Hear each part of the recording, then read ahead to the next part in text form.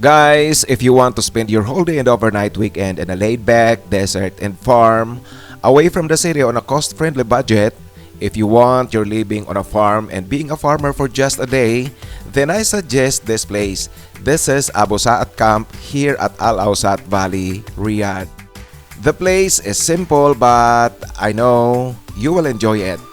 So I will show you the facilities that they have here for you to think about the activities that you can do once you come to this place and feel like being a farmer for just a day. And how is it like being a farmer in a desert land, in a desert places like here in AWSAT Valley. Again, this is Abu Saad Camp, AWSAT Valley, Riyadh.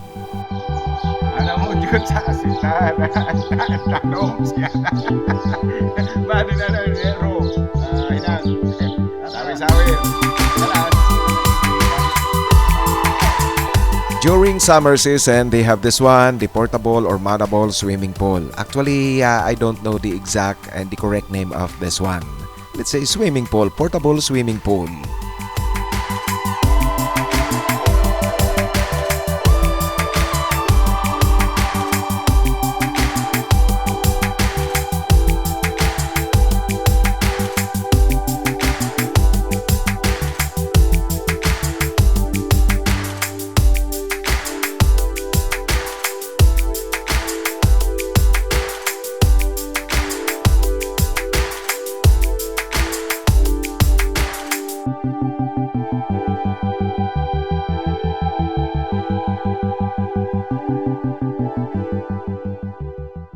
And you can also interact with the animals that they have here inside the farm.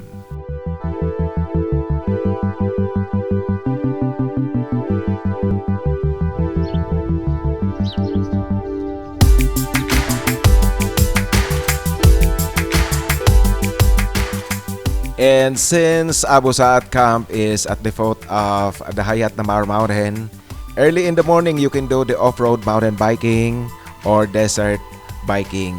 So here you will enjoy the beautiful and scenic landscape of the Hayat Namar Mountain and AWSAT Valley and enjoy your weekend early morning and evening activities. Again, this is the Abu Saad Camp here at the AWSAT Valley, Riyadh.